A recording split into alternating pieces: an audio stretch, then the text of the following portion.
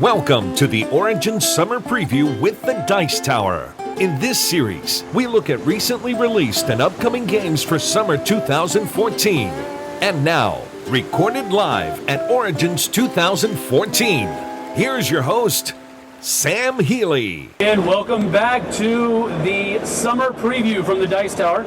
I'm Sam Healy. I'm here with Adam from Asmodee Games, and he's going to tell us a little bit about Lords of Xidit. All right, well, legend has it that a long time ago, someone made a bit of a mistake and opened up what the Kingdom of Xidit knows as the sort of Pandora's box, what we would know as, and unleashed the southern host, which ravaged the lands.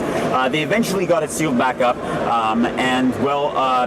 just like on Earth, history repeats itself if you're not careful. So they're celebrating the birth of some great wizard who was born 500 years ago, and they rang a bell a little too hard and opened up this whole trouble again, and they've unleashed the southern host, the emissary of chaos, upon the Kingdom of Xidit, and they have deployed the heroes of the land, the Idrakis, to defeat the host of monsters that have been unleashed upon us. The idea being that these Idrakis, they want to do a good job, but they also want to be remembered, and to be remembered, you need wealth. You need to have founded sorcerers guilds, and you need to also have the bards singing your name, because that's how renown is created. People remember you for that. And the thing is that when it comes down to figuring out, it's not exactly fair. If you're doing badly at it, you're eliminated when it comes to scoring time. It's a very interesting scoring mechanism. Okay. So, do the players take on the personas of these guys that are... They take on the roles of Idrakis, and if you like, you can behave exactly like a man who might be riding on some type of a dragon here. And the pieces themselves are going to be very neat. As you can look around here, we've got these sorcerers guilds, but they're going to be much nicer when they get released this early on. Okay. And here we've got our peasant militia, our archers, our infantry, the battle mages, the clerics, and they're going to be very, very beautiful. Cool. So the idea here is the way you play your game is you're going to be programming your Idrakis. You're going to get six actions to perform there. The actions that you can perform are those with where you can move. You'll notice black, red, and blue lines. And if you've programmed a black, blue, or red line onto your board, it's saying, I'm going to move along that path. So if I'm the blue Idrakis and I've said I'm going to move along the black path, what that means is that I'm going to move there. Okay. You can also perform an action where you are. What kind of action you perform is going to depend on where you are. So if I'm here where I can recruit guys, I'm going to recruit the weakest guy there is. So here I'm recruiting a peasant militia and putting him behind my screen. Okay. So the Idrakis can do all the work on their own. Once I've accumulated a few things, I can go and I can try and defeat one of the monsters ravaging the land.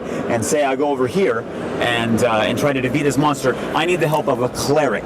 You take a close look at that. We've got the white with the hammer. There's a cleric that needs help. I need the help of a cleric to defeat that. Okay. And if I do, I get to choose 2 of the 3 rewards there. We've got, I can place up to 3 sorcerers guilds, I can take 3 money, or I can get 1 bard to be singing my name, and I can place that bard token here. So we've got influence. Okay. We've got an influence where we're playing a area majority game, okay. As well as a hidden one in the middle. We're going to just be gaining money, which is fairly easy to track, but also fully trackable are the sorcerers guilds, which are laid out upon the board. Okay. Now, there's also always 5 threats, so you can see what's coming up. You can see that once one of these threats is destroyed, 16's coming up, so you can be ready to get him as soon as he comes out. Once one of these recruitment areas is done, you know where the next one's coming out. You know it's going to be popping up over here, so you can be ready. Okay. But because you get the weakest guys first, you might want to show up late, but show up too late, and there'll be nothing left at all. Right.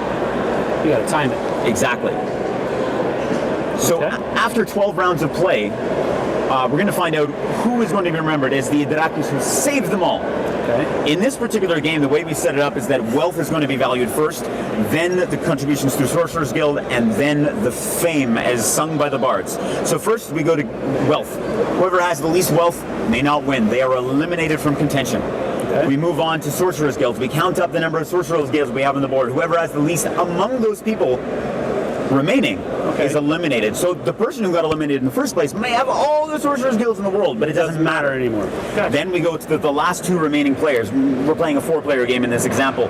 Whoever has the least, whoever's being sung about the least, again, is eliminated, and we're left with 1, the ultimate Hydrakis, who is ultimately credited years and years and years from now with being the one who saved the kingdom of Xidit. So you're ultimately not necessarily wanting to have the most of everything, you just don't want to have the least of everything. Exactly. Okay. Having the most of maybe of the bard tokens is important, but if you can clearly tell that someone is going to be eliminated early on, that you just need to have more than they do.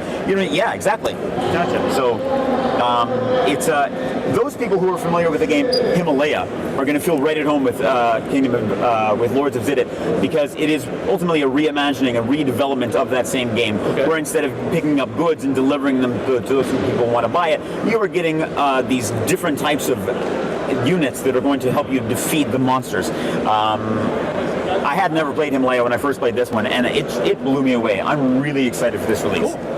All right, so you've got area control mechanic, you've got a planned movement, planned action mechanic, Absolutely. and you've got a kind of a funky new twist on scoring mechanism at the end of the game. So, Lords of Xidit, go check it out. Thanks a lot.